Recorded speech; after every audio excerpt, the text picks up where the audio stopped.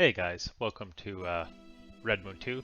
This is just going to be a basic guide going over some of the basic features of the game and how to get started.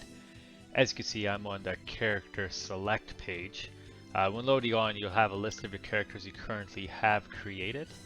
And going through, you could also create new characters by clicking on add a new character. If you so wish to delete a character, you could click it by clicking delete a character. You have a couple of other options up here, but we could explain this later on as the game goes forward. To add a new character, you click add a new character and it goes through multiple different characters. You can find information on each character on the website, and each character has its own different set of skill sets. Some characters are mages, such as Filler and Aslar, where others are tanks, such as Jarix and Sadad. And then the rest alternates between damage dealers, supports, between ranged damage dealers, melee damage dealers, etc. Upon figuring out which character you want to make, you simply select it, choose a name you would like to use, and click OK. And so forth for your character. To get started on your journey, you simply have to make your character, double click, and log in.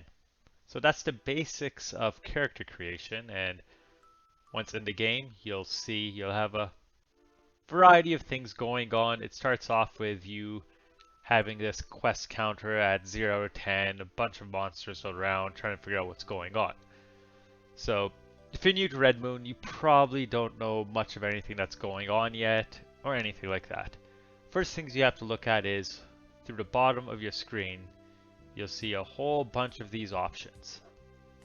Starting on with status, you could toggle this on by pushing the F1 key on your keyboard. What this shows you is your HP bar, your hit points, how much life your character has, your mana points, which is how much energy or mana your character has to cast its select abilities and skills as you level up, how much experience you have and how much you need to level up, and how much skill experience you have. The skill system is new to Redmoon2. It's different than what it was in the previous versions of Redmoon if you ever played those, and we'll go into that as well. Going on to the next option menu, you have character, which is pushed by pushing F2. Here is the basics of your character in Redmoon going through. You could hover over your character portrait, which gives you an overall view of what your character currently has, attribute-wise, stat-wise, and so forth. It tells you what your current EXP is, when your next level is. It has this toggle here, which is unique to Redmoon2. It's objective systems. It's kind of like titles for your character, that as you complete certain objectives, you'll gain stats. You can go through different objective lists by just clicking on this arrow to see what they are, or if you hold shift on your keyboard and mouse over it, you can see what the different objectives are and what you need to complete them. A more detailed list of objectives can be found online on the website as well, and just by putting your mouse over it tells you what you need, and it tells you you haven't unlocked the stats or what you have to complete to do it. Now looking at the stats, you see in Red Moon there's 4 basic stats. You have strength, spirit, dexterity, and power. Each stat affects your character differently. Like strength, for example, if you hover over it, tells you exactly what it does. It gives you HP, weight limit, and damage on strength-based skills. Spirit gives you MP, accuracy to spirit-based skills, and evasion. Dexterity, same thing, it gives you stamina in this game, which is your ability to run. Accuracy and evasion versus strength skills. But one thing it's not listing right, it also gives you damage based on dexterity skills. And then power is basically your health pool in this game. It's equal to your vitality. As you level up, your character will gain 2 bonus points a level to distribute how you see fit. To distribute a point, you just have to left click in the attribute you want to increase, and it will go up as so. Your skill points are generated as you kill more monsters. As you get more skill points, you'll be able to level up skills, which will go into further into this guide. We're not there yet. We'll get there pretty soon. Your weight limit is how much your character can carry. This is going to increase as you play the game, as you equip more gear. What generally is items will have different weight, and it's just your maximum carrying capacity. These two values here, it's something that you probably won't be aware of early on in the game. Your honor points are, if you're trying to kill other players in the game, it's like your karma, like how you have in other games, which you could toggle PK mode and all that, which we'll view overall in a different video once we get there. But for now, don't worry about it. PP is your PvP points. You generate this by attending the weekly events in Battle Simulation, Headquarter Wars, and Food Shop Wars. This value right here is your gold. It's the currency to buy items from the shop, and so forth. This little symbol you see here is your donation tokens. You get these by donating on the website. Donation tokens are used to get you a small little boost in the game. It's nothing super drastic, but it does give you a little bit of a quality of life improvement. F3 is your item list. This is just your inventory. As you pick things up, items will go into here, and then you could equip them, chuck them, sell them, etc. F4 is your equipment. This is what your character is currently wearing at the time. It shows you the equipment you wear. As you equip new equipment, it will replace it. You could double click to take it off. It goes to your inventory by doing so. You could also just drag it over into the socket it's supposed to be in. The sockets are pretty simple. Your top one right here is your headgear. This is a necklace. This is your basic chest piece armor. This is your pants, your boots, your weapon, your belt, your shield, your gloves. Some characters get access to rings, which you'd wear in these upper 3 slots. And these bottom slots are more unique items that you'll see later in the game. Once you get there, there'll be other videos for that, but for now, don't worry about these 2 slots. You'll know when you get those items what goes there. Up here are for slots from the donation shop, for stuff that give you a slight boost in experience gained, drop chance, skill points, etc. The next window we're going over is the skill menu. So if you push F5, you can see all the skills your character has, and it's a little overwhelming at first. But the skills your character currently knows or currently can equip are the ones that are highlighted in. And the ones that aren't, it tells you what you require to hit them. It gives you the level requirements and such thing as level blue or level red, which is like your karma, honor points in this game. You get those as you do skills. As you do quests, you unlock skill unlocks. We'll get through that further in the video, and you'll see what it does, how you get through it, and everything like that. As you look at a skill, each skill has upgrades to it. To upgrade a skill, you'd have to get some skill points. Simple way to upgrade it is you just click on the skill you want to upgrade. If you can't upgrade it, it will let you. If you can't, it will tell you just don't have enough skill points. As you can see, I don't have any skill points, so I can't do anything right now. Next thing you have is how to toggle skills on. We'll get to there shortly, but for now, this is your skill menu. It tells you what button to cast it. You could change how you want to cast it simply by clicking here and pushing a different button after you click. As I just right click, it now becomes my right mouse button. The set to mouse is a quick toggle to set your skill to your mouse, but you could set it to literally anything in the game. As you can see, now it's P to cast. Click on it again, now it's O once I typed in O, etc. You generally want to keep your main toggle skill to your right mouse button, and then your basic attack skill, which are these 3 ones, toggle to your left click. And since I'm a sword user, I will usually keep my sword attack targeted to my left click. F6 is your history.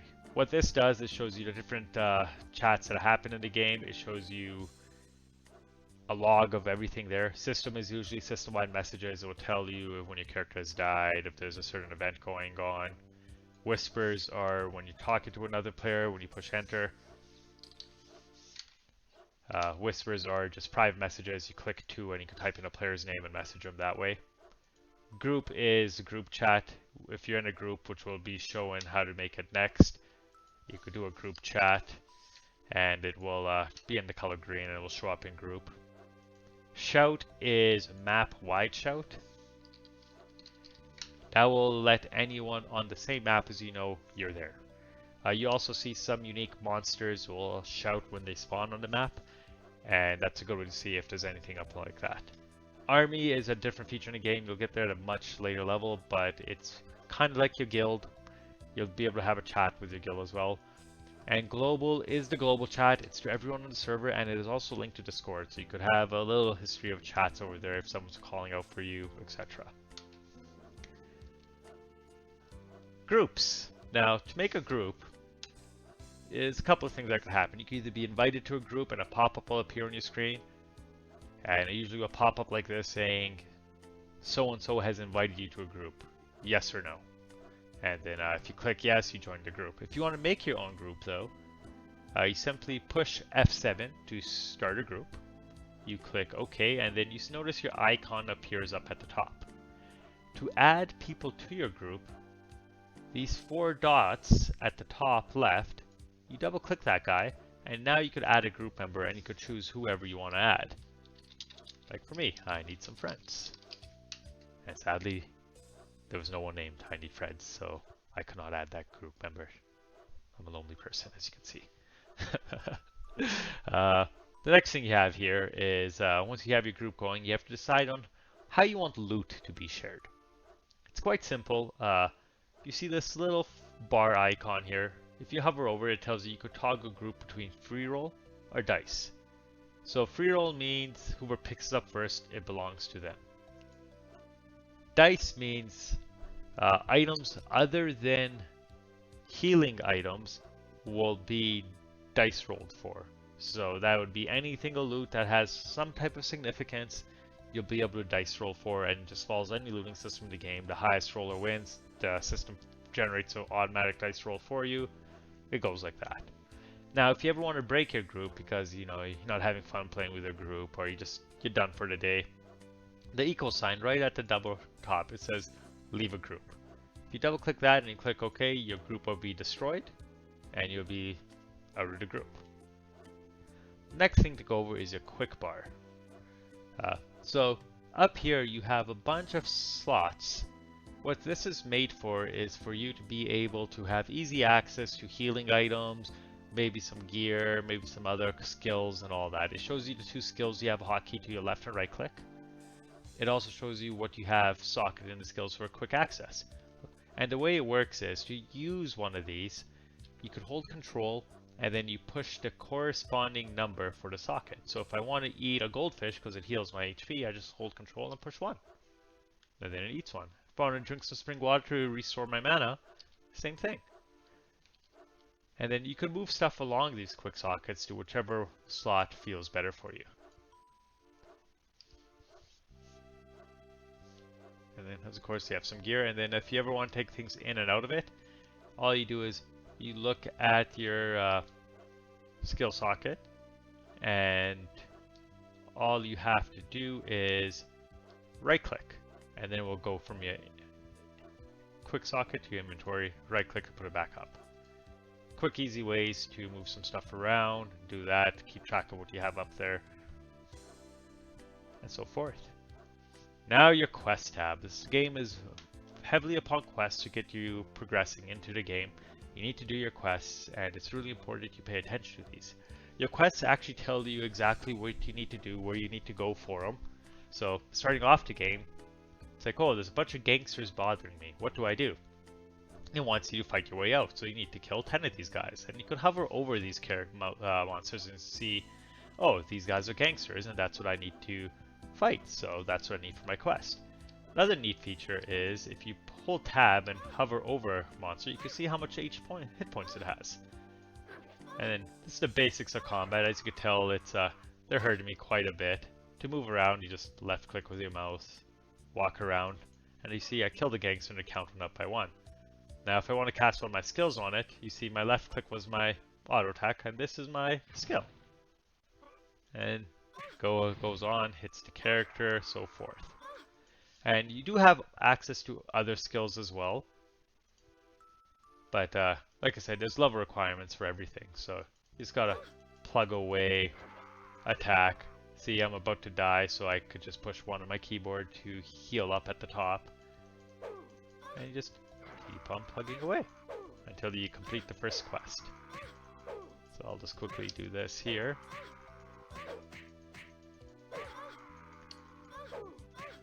See, I ran out of food. My character's getting a bit overwhelmed. You know, it's gonna be a close fight, but oh, I died. Then confess, you know, dying at the start, it's no big deal. Later on in the game, there'll be some different repercussions to it, but don't worry too much if you die. It's not like your character's dead forever. See, once this happens, you just have to click on your screen, you click respawn, and you'll be sent to the nearest hospital. And you'll find an NPC here. We'll go over this in a different video.